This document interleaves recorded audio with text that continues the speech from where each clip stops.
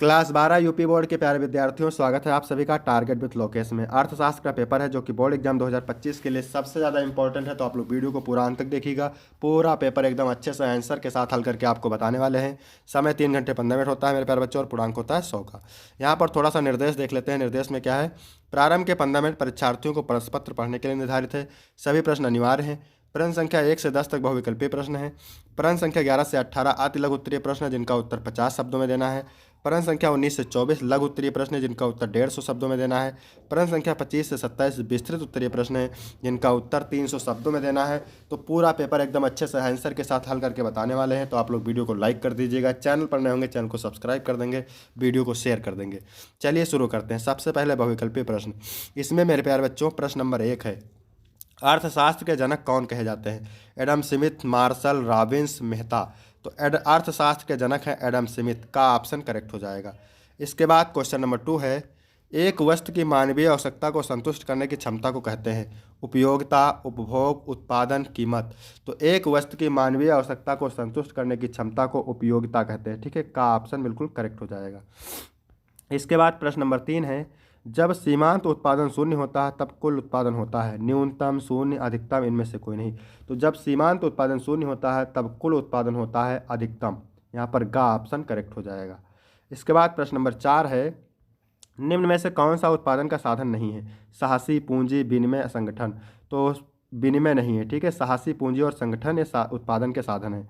इसके बाद है प्रश्न नंबर 5, एक ही वस्तु के लिए विभिन्न विक्रेताओं के लिए भिन्न भिन्न कीमतें वसूल करना कहलाता है? कीमत विस्तार, कीमत संकुचन, कीमत विभेद, कीमत नियंत्रण। तो एक ही वस्तु के लिए विभिन्न विक्रेताओं के लिए भिन्न भिन्न कीमतें वसूल करना कहलाता है मेरे प्यारे बच्चों कीमत विभेद। इसके बाद प्रश्न नंबर 6 है, गठबंधन अल्प अधिकार के अंतर्गत कीमत का प्रायः निर्धारण किया जाता है? उद्योगों के द्वारा, फर्म के द्वारा, कीमत नेता के द्वारा, इनमें से कोई नहीं। तो गठबंधन अल्प अधिकार के अंतर्गत कीमत का प्रायः कीमत नेता के द्वारा निर्धारण किया जाता है। गा ऑप्शन करेक्ट हो जाएगा। प्रश्न नंबर 7 है, समष्टि अर्थशास्त्र के प्रवर्तक कौन है? J R. Hicks, A H. Hansen, J M. Keynes, A C. Pigou. तो जे.एम. केन्स समष्टि अर्थशास्त्र के क्या हैं? जनक हैं। इसके बाद में 8 नंबर है, निम्न में से कौन जीडीपी को कल्याण का एक अनुपयुक्त सूचकांक बनाता है? गैर मौद्रिक लेन देन, बाह्यताएं, जीडीपी का वितरण तथा रचना, ये सभी। तो यहाँ पर ए सभी हो जाएगा। ठीक है, घा ऑप्शन बिल्कुल करेक्ट हो जाएगा। इसके बाद 9 नंबर है, विश्वव्यापी मंदी किस वर्ष प्रारंभ हुई थी? 1929, 1930, 1931, 1932। तो 1929 में विश्वव्यापी मंदी प्रारंभ हुई थी। इसके बाद 10 नंबर है, आयकर कौन लगाता है? तो आयकर जो है केंद्र सरकारें लगाती हैं। यह ऑप्शन बिल्कुल करेक्ट हो जाएगा। यहाँ तक मेरे प्यारे बच्चों 10 ऑब्जेक्टिव प्रश्न कंप्लीट हो गए। इसके बाद है अति लघु उत्तरीय प्रश्न। ठीक है, उत्तर 50 शब्दों में देना है और प्रत्येक उत्तर के लिए आपको 3 अंक मिलेगा। ठीक है, वीडियो अच्छा लगे तो सभी लोग वीडियो को लाइक जरूर करिएगा। पूर्ण प्रतियोगिता क्या है? पूर्ण प्रतियोगिता वो एक आर्थिक स्थिति है जिसमें बाजार में कई विक्रेता और खरीदार होते हैं। सभी उत्पाद एक जैसे हैं, मूल्य एक समान होता है और किसी भी पक्ष का बाजार पर नियंत्रण नहीं होता। प्रवेश और निकास आसान होते हैं और सभी को पूरी जानकारी उपलब्ध होती है।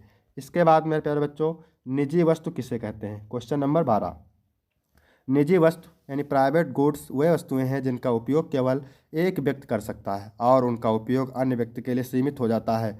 इनमें प्रतिद्वंद्विता और बहिष्करण के गुण होते हैं। उदाहरण के लिए भोजन, कपड़े और घर। इनका लाभ केवल भुगतान करने वाले व्यक्ति को मिलता है। इसके बाद क्वेश्चन नंबर 13 है, समग्र मांग से आप क्या समझते हैं?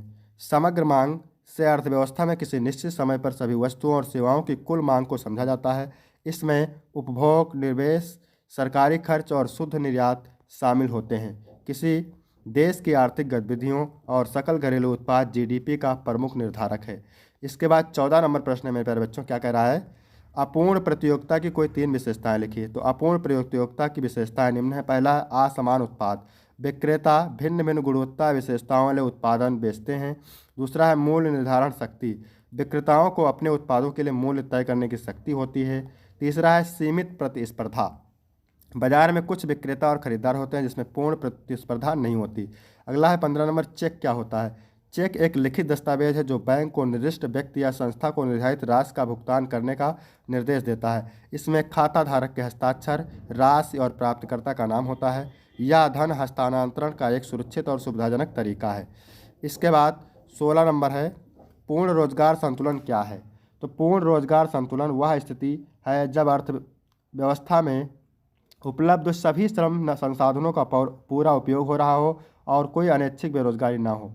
इस स्थिति में मांग और आपूर्ति का संतुलन बना रहता है और अर्थव्यवस्था पूर्ण उत्पादन क्षमता पर काम करती है। ठीक है। इसके बाद है 17 नंबर, क्या कह रहा है मेरे प्यारे बच्चों, सरकारी बजट क्या है। तो सरकारी बजट सरकार द्वारा एक वित्तीय दस्तावेज है जिसमें आगामी वित्तीय वर्ष के लिए आय और व्यय का अनुमान प्रस्तुत किया जाता है। यह सार्वजनिक सेवाओं, विकास योजनाओं और अर्थव्यवस्था को संतुलित रखने के लिए सरकार को वित्तीय नीति और प्राथमिकता को दर्शाता है। इसके बाद 18 नंबर है अप्रत्यक्ष कर का अर्थ बताइए तथा उदाहरण लिखिए। अप्रत्यक्ष कर यानी इनडायरेक्ट टैक्स वह कर है जो वस्तुओं और सेवाओं पर लगाया जाता है और उपभोक्ता द्वारा भुगतान किया जाता है, लेकिन इसे सरकार को विक्रेता के माध्यम से प्राप्त किया जाता है। यह कर सभी पर समान रूप से लागू होता है। उदाहरण के लिए वस्तु और सेवा कर, सीमा शुल्क, उत्पाद शुल्क। ठीक है। अब यहाँ पर है लघु उत्तरीय प्रश्न। उत्तर आपको 150 शब्दों में देना है। प्रत्येक उत्तर के लिए आपको 6 अंक मिलेगा। तो यहाँ पर 19 नंबर क्या कह रहा है, अर्थव्यवस्था के केंद्रीय समस्याओं की विवेचना कीजिए। तो अर्थव्यवस्था की केंद्रीय समस्याएं संसाधनों की कमी और मानव आवश्यकताओं की असीमितता के कारण उत्पन्न होती है। यह मुख्यतः 3 समस्याएं होती हैं। पहली समस्या है क्या उत्पादन करें। ठीक है। पहली हेडिंग है क्या उत्पादन करें। इसमें यह तय किया जाता है कि कौन कौन से वस्त्र और सेवाएं अर्थव्यवस्था में बनाई जाएंगी, किस मात्रा में किस वर्ग की आवश्यकताओं को प्राथमिकता दी जाएगी, कैसे उत्पादन करें। यह समस्या उत्पादन के तरीकों और तकनीकों के चयन से संबंधित है। इसमें यह तय किया जाता है कि संसाधनों का उपयोग श्रम प्रधान या पूंजी प्रधान तकनीक से किया जाए। इसके बाद तीसरी है किसके लिए उत्पादन करें। इसमें यह तय होता है कि उत्पादित वस्तुएं और सेवाएं किन व्यक्तियों या वर्गों को प्रदान की जाएंगी, अर्थात वितरण का निर्धारण। इन समस्याओं का समाधान आर्थिक संसाधनों के उचित आवंटन और प्रबंधन से किया जाता है। इसके बाद 20 नंबर है मांग की लोच को प्रभावित करने वाले कारकों को लिखिए। तो मांग की लोच को प्रभावित करने वाले प्रमुख कारक निम्न है। पहला वस्तु का प्रकार, यानी आवश्यक वस्तुओं जैसे भोजन की मांग कम लोचदार होती है, जबकि विलासिता वस्तुएं जैसे गहने की मांग अधिक लोचदार होती है। ठीक है। इसके बाद 2 नंबर है प्रतिस्थापन वस्तुओं की उपलब्धता। यदि वस्तु का अच्छा विकल्प उपलब्ध है तो उसकी मांग अधिक लोचदार होती है। आय का अनुपात, यदि वस्तु की कीमत उपभोक्ता की आय का बड़ा हिस्सा लेती है तो उसकी मांग अधिक लोचदार होगी। वस्तु का उपयोग, बहुउपयोगी वस्तुओं जैसे दूध की मांग अधिक लोचदार होती है। समय अवधि, लंबी अवधि में मांग अधिक लोचदार होती है, विकल्प खोज सकते हैं। इसके बाद मेरे प्यारे बच्चों उपभोक्ता प्राथमिकता, यदि उपभोक्ता किसी वस्तु के प्रति अधिक वफादार है तो उसकी मांग कम लोचदार होगी। इसके बाद में 21 नंबर प्रश्न है। 21 नंबर प्रश्न है उत्पादन फलन की संकल्पना को समझाइए। उत्पादन फलन एक अर्थशास्त्रिक अवधारणा है जो यह दर्शाती है कि किस प्रकार उत्पादन कारकों के विभिन्न संयोजन से वस्तुओं और सेवाओं का उत्पादन होता है। इसमें उत्पादन को मापने के लिए आमतौर पर श्रम पूंजी और अन्य उत्पादन कारकों की मात्रा को शामिल किया जाता है। उत्पादन फलन का उद्देश्य यह समझना होता है कि उत्पादन के स्तर पर विभिन्न कारकों का प्रभाव कैसे होता है। ठीक है। आगे लिखेंगे उत्पादन फलन के सामान्य रूप में लिखा जा सकता है Q बराबर एफ यल के, जहाँ Q का मतलब होता है उत्पादन की मात्रा, यल का मतलब श्रम की मात्रा और K का मतलब पूंजी की मात्रा। इसके आगे लिखेंगे यह फलन उत्पादन प्रक्रिया की कार्य क्षमता, तकनीकी और कारकों की मिक्स के आधार पर विभिन्न स्तरों पर उत्पादन को समझने में मदद करता है। उत्पादन फलन का अध्ययन यह समझने में सहायक होता है कि सीमित संसाधनों का उपयोग कैसे किया जाए ताकि अधिकतम उत्पादन संभव हो सके। इसके बाद 22 नंबर है व्यष्टि और समष्टि अर्थशास्त्र में अंतर। तो व्यष्टि अर्थशास्त्र और समष्टि अर्थशास्त्र के बीच मुख्य अंतर उनके दृष्टिकोण और विषय वस्तु से है। पहला है व्यष्टि अर्थशास्त्र। इसमें लिखेंगे यह व्यक्तिगत उपभोक्ता, निर्माताओं, उद्योगों और बाजारों के स्तरों पर अर्थव्यवस्था के व्यवहार का अध्ययन करता है। व्यष्टि अर्थशास्त्र में विषय वस्तु होती है जैसे कीमतों का निर्धारण, उपभोक्ता व्यवहार, उत्पादन का निर्णय, बाजार की मांग और आपूर्ति और प्रतिस्पर्धा। उदाहरण के लिए उपभोक्ता की मांग, एकल फर्म का उत्पादन स्तर, मजदूरी की दरें। इसके बाद दूसरा है समष्टि अर्थशास्त्र। यह पूरे देश की अर्थव्यवस्था के व्यापक स्तर पर अध्ययन करता है जैसे राष्ट्रीय उत्पादन आय, बेरोजगारी, महंगाई और आर्थिक वृद्धि। समष्टि अर्थशास्त्र में विषय वस्तु होती है जैसे कुल मांग और आपूर्ति, मुद्रास्फीति, आर्थिक चक्र और देश की समग्र अर्थव्यवस्था का प्रदर्शन। उदाहरण के लिए जीडीपी, मुद्रास्फीति दर, बेरोजगारी दर, आर्थिक विकास दर। इसके बाद 23 नंबर है मुद्रा की विशेषताएं क्या है। मुद्रा की मुख्य विशेषताएं निम्न है। पहली विशेषता है स्वीकृति की सार्वभौमिकता। मुद्रा का उपयोग विभिन्न लेन देन में सार्वभौमिक रूप से स्वीकार किया जाता है, चाहे वह खरीदारी हो या भुगतान। विनिमय का माध्यम। मुद्रा का मुख्य कार्य है वस्तु और सेवा का विनिमय करना, यह लेन देन को सरल बनाती है। तीसरा है मूल्य का मापन। मुद्रा के जरिए वस्तुओं और सेवाओं का मूल्य निर्धारित होता है, जिससे कीमतों की तुलना तय करना आसान हो जाता है। इसके बाद है संग्रहणीयता। मुद्रा का उपयोग धन को संचित करने के लिए किया जाता है ताकि भविष्य में उपयोग किया जा सके। विनिमय की सुविधा। मुद्रा का मुख्य लाभ है कि वह अन्य वस्तुओं और सेवाओं के साथ आसानी से बदली जा सकती है। स्वीकृति में स्थिरता। मुद्रा का मान मूल्य और विश्वास पर आधारित होता है, जो आमतौर पर स्थिर और विश्वसनीय रहता है। 24 नंबर प्रश्न है ऐच्छिक बेरोजगारी तथा अनैच्छिक बेरोजगारी के संकल्पना को स्पष्ट कीजिए। तो ऐच्छिक बेरोजगारी में लिखेंगे ऐच्छिक बेरोजगारी उस स्थिति को कहते हैं जब व्यक्ति कार्य करने में सक्षम होते हुए भी स्वेच्छा से काम करना नहीं चाहता। यह तब होता है जब व्यक्ति अपने कौशल, योग्यता या वेतन के अनुरूप कार्य न मिलने पर कार्य को अस्वीकार कर देता है। यह बेरोजगारी अक्सर उच्च वेतन या बेहतर कार्य परिस्थितियों की अपेक्षा के कारण होती है। इसके बाद है अनैच्छिक बेरोजगारी।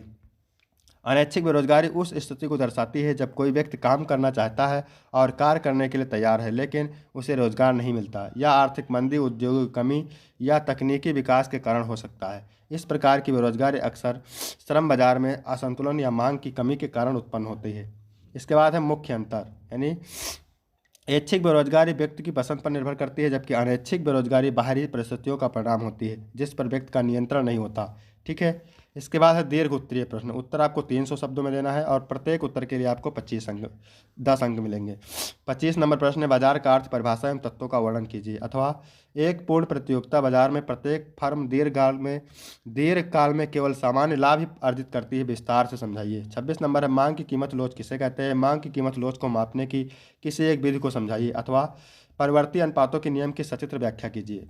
इसके बाद है 27 नंबर, क्या कह रहा है व्यावसायिक बैंक के मुख्य कार्यों को संक्षेप में लिखिए। अथवा कीन्स के रोजगार सिद्धांत की विस्तृत व्याख्या कीजिए।